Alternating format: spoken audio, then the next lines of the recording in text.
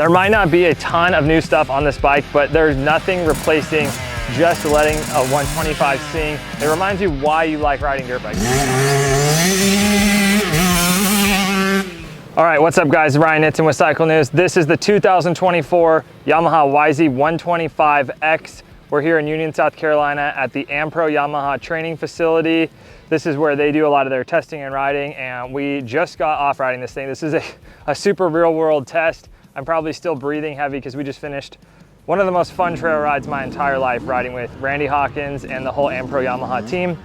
This bike is not all new for 2024. It was introduced to the lineup back in 2020, I believe, was the first model year this bike was introduced. But there are some new updates when the two-stroke Yamaha YZ125 and 250, when those bikes got updated into their newer generation, the X also follows. So what do you get with this bike? Let's start with the single-cylinder 125cc engine. You're gonna have a key-in carburetor, so this bike still is carbureted. It's still kind of that old school, not like the KTM, where the KTM is fuel injected. You're gonna have that on the XC model. That is what the X basically goes up against. This is against the XC bikes, not so much the RX or anything like that in the other categories, but the two-stroke XC3 division in the GNCC categories, or the 125 Pro, obviously back on the West Coast.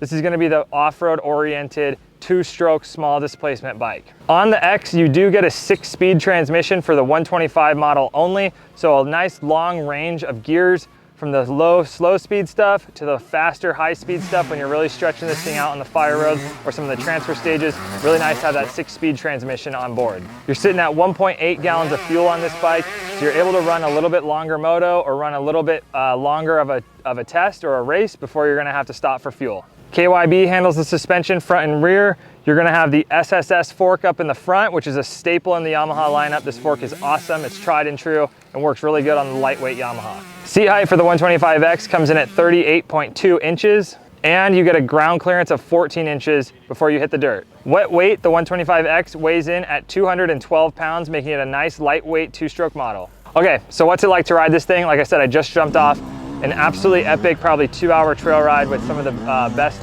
Ampro Yamaha guys. This bike is so fun and playful. It still requires a lot of work like a 125. You do have to rev it a lot. That's where it makes its best horsepower, its peak power is in that mid to top range. But I was really surprised at how well you can lug this bike around. With the X, you are gonna have a 18-inch rear wheel, so you're gonna have a little bit more sidewall that's gonna have a little bit more flex or more bite when you come over those tree roots and some of the rocks. So that's a really good advantage. But yeah, overall, I was super impressed with this bike. I rode it a little bit this morning, and then I happened to grab it when we went on the trail ride. I would race this bike right out of the box. I like the brakes, I like the clutch, the body position of the new chassis, well, the old chassis with new body styling. It's super comfortable. There's a nice long seat you guys can see here. You can move all the way up to the front or stand all the way to the back, sit all the way to the back. The way the air intake is now, it's from the back of the bike. So you'll see on the side plates, there's no air vents. It all comes through the back of the bike. When I've ridden this bike in 2022, when it came out, I noticed that this helps smooth out the power character a little bit. You do get a little bit more from the low end, just cruising. And for these uphills and steep climbs that we had here, I was able to cruise around in first and second gear and really use the broad end of the power to get me up the hills and carry the speed all the way through. There might not be a ton of new stuff on this bike, but there's nothing replacing just letting a 125 sing. We had a little grass track test that we were on, and to just rail the outsides once it got nice and deep.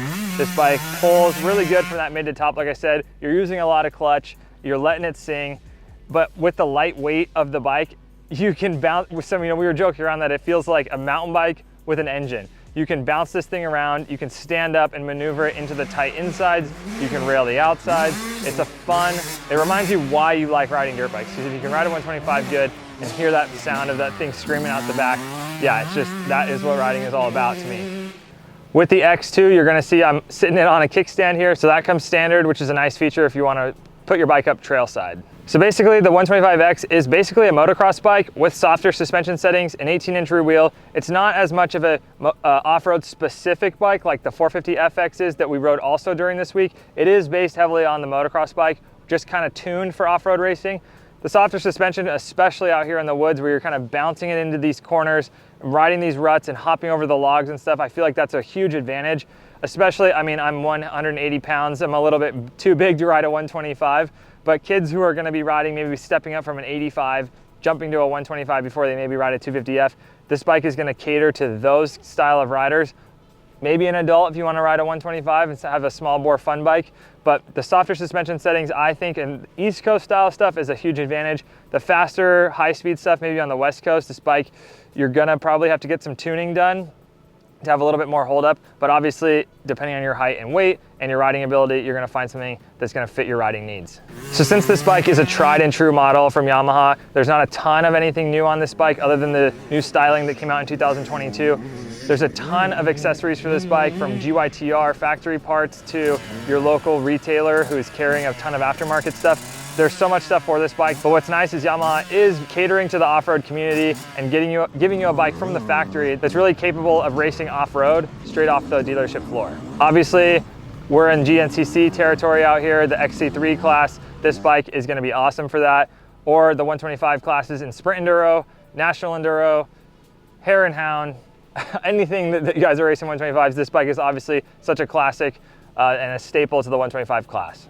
All right, guys, thank you so much for watching. This has been such a fun trip for the Yamaha X and FX intros. Be sure to check out our other videos from this trip, the Yamaha 450FX and the 250X. We've had so much fun hanging out on the East Coast, getting a little bit different scenery, riding some new stuff, and really testing these bikes in some real life conditions.